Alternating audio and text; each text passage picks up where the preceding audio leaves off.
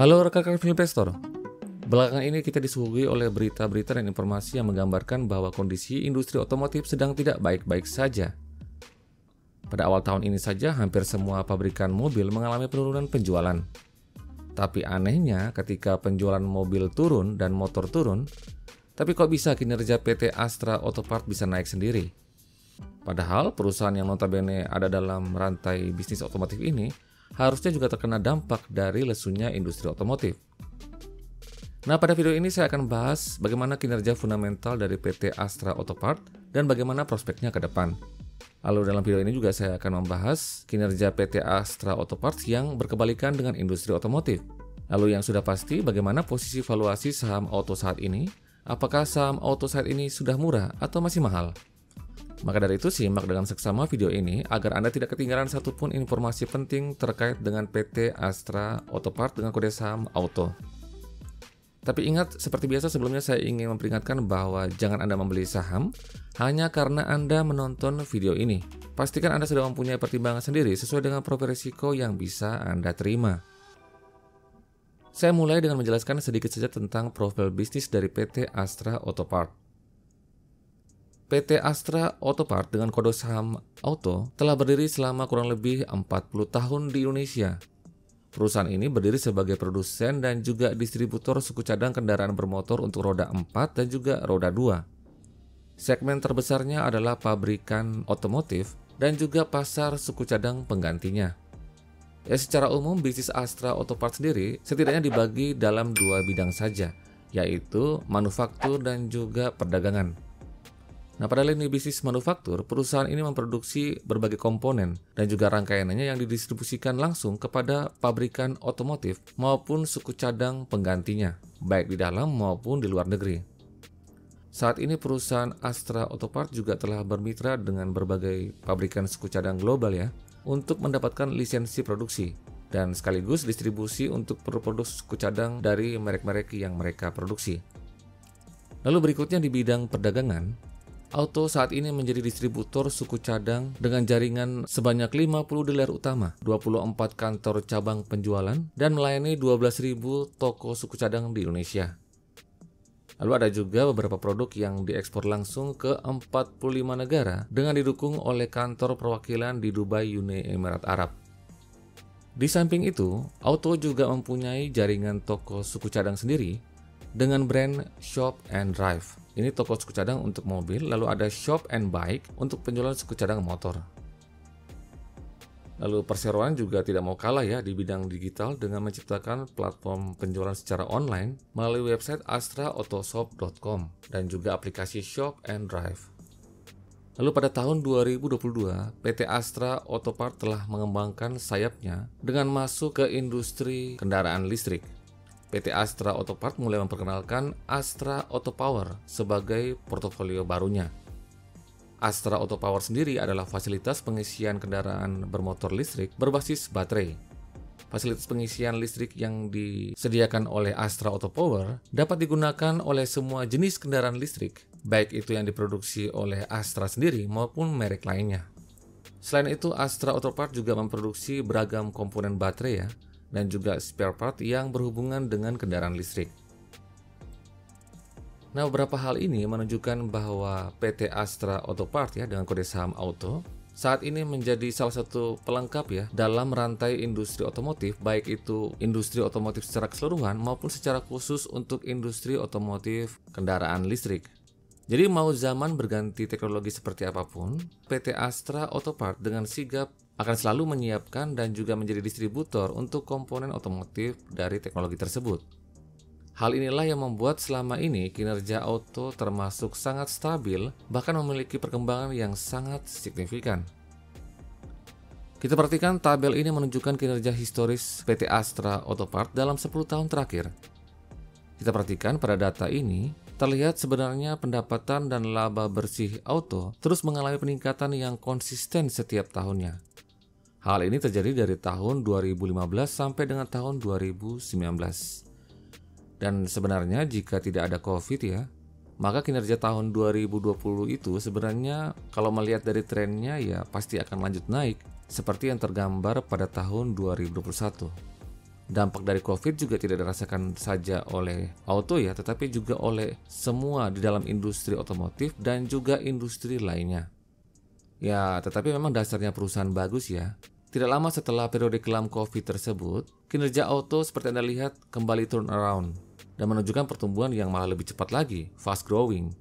Kurang lebih selama 4 tahun terakhir dengan rata-rata CAGR double digit. Kita perhatikan Astra Auto Parts, asetnya pada tahun 2015 sebesar 14 triliun. Pada tahun 2024, asetnya sudah mencapai 21 triliun.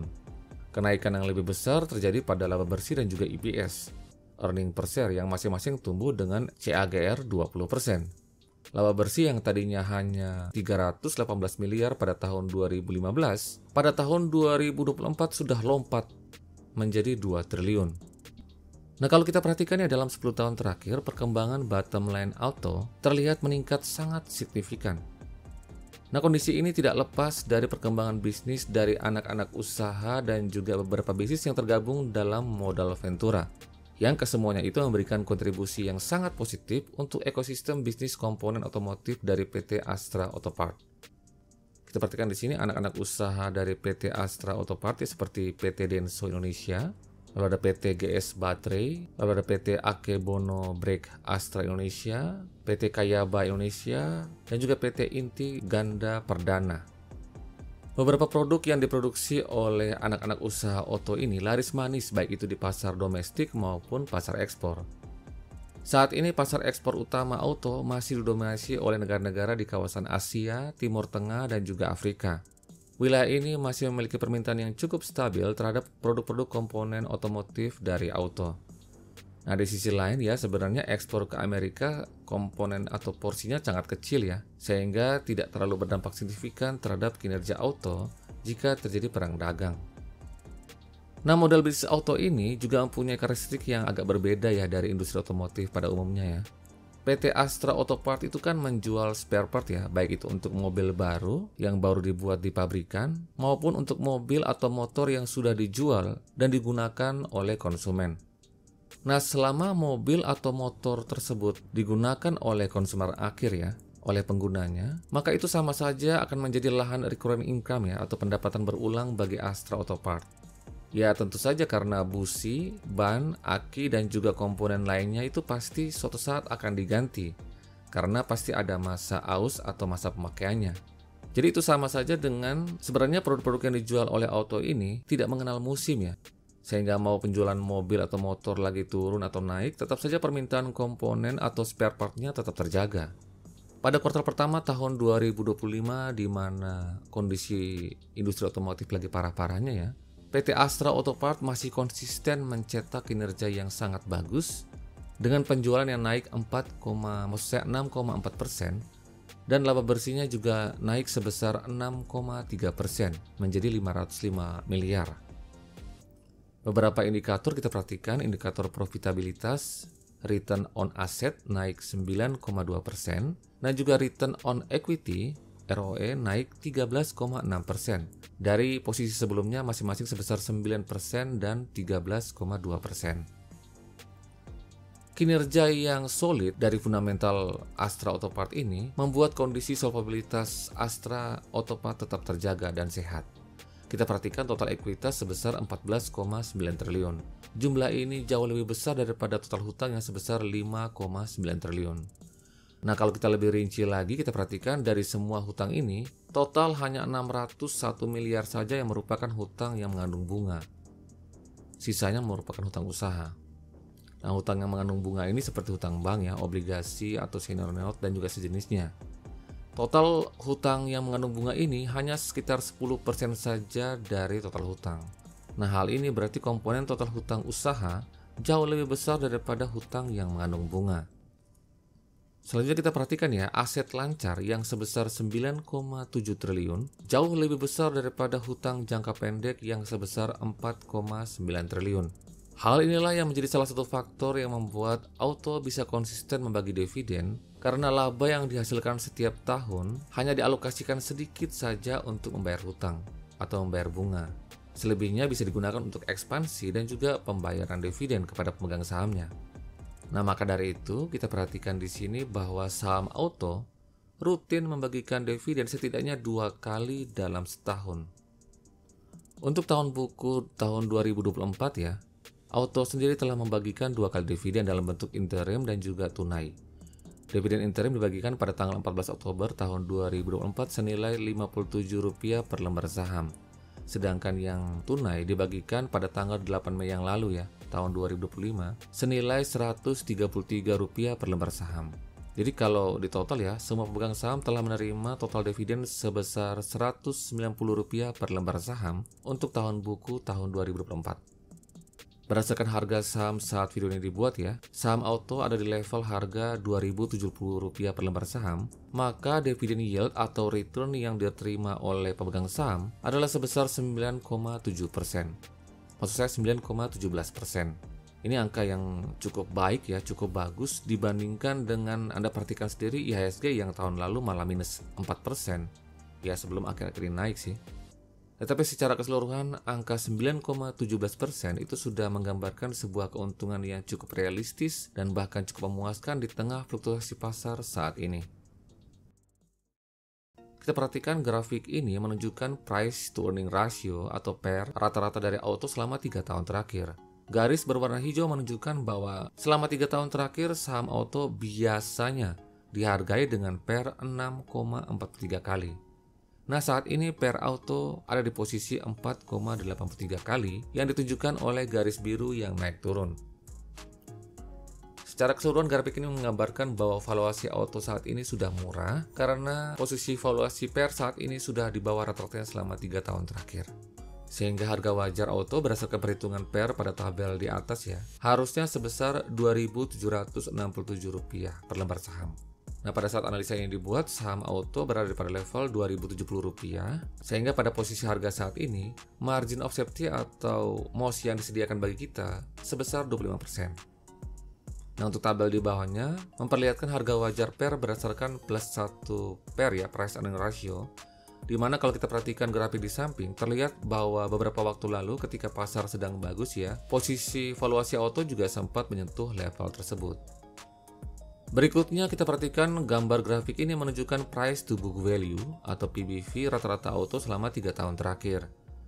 Garis berwarna hijau menunjukkan bahwa selama 3 tahun terakhir ini, saham Auto biasanya dihargai dengan PBV sebesar 0,76 kali. Saat ini PBV Auto sebesar 0,67 kali yang ditunjukkan oleh garis biru yang naik turun. Grafik ini menunjukkan bahwa posisi valuasi Auto berdasarkan dari PBV-nya juga sudah murah ya, karena sudah di bawah rata-rata selama 3 tahun terakhir. Sehingga dalam perhitungan tabel di atas ya, harga wajar saham Auto harusnya sebesar Rp2.348 per lembar saham. Harga saham Auto berada pada level Rp2.070 per lembar saham. Sehingga pada harga ini, margin of safety yang diberikan sebesar 11%. Nah, maka dari itu, jika berdasarkan dari PBV ini, kalau Anda mau masuk saham Auto, sebaiknya tunggu sampai harganya di bawah 2.000. Atau lebih tepatnya, mudah-mudahan bisa kembali lagi ke harga 1.080 atau maksudnya 1.860-an rupiah per lembar saham ya. Yang pada level harga tersebut bisa memberikan kita MOS yang lebih besar lagi, yaitu 20%. Jadi bagi kita yang telah masuk pada level harga tersebut ya, di harga 1.800 ya, terutama pada saat IHSG kemarin jeblok ya, saat ini kita sebaiknya bisa melanjutkan hold aja. Karena posisi kita waktu itu sudah bagus, di level 1.860 ke bawah. Nah pada tabel perhitungan di bawahnya ini menunjukkan harga wajar berdasarkan perbandingan harga saham saat ini dengan tingkat profitabilitas yang diukur dari return on equity, ROE. Saat ini ROE dari Auto itu sebesar 1, atau maksudnya 13% ya. Jadi PBV wajarnya itu harusnya sebesar 1,3 kali. Nah kalau kita kalikan dengan book value per share Rp3.089 per lembar saham, maka harga wajarnya harusnya sekitar 4.000-an ya. Dan di posisi saat ini, saham Auto masih memberikan kita MOS sebesar 48,46%. Jadi baik itu menggunakan mean PBV ya, ataupun ROE to PBV maupun yang tadi dalam perhitungan price to earning ratio, semuanya sama-sama menunjukkan bahwa saham Auto saat ini masih layak invest karena berfundamental bagus, mempunyai histori dividen yang cukup baik dan juga memuaskan, dan juga mempunyai valuasi yang masih murah. Oke, sekian dulu informasi kali ini, semoga bermanfaat. Salam Value Investor.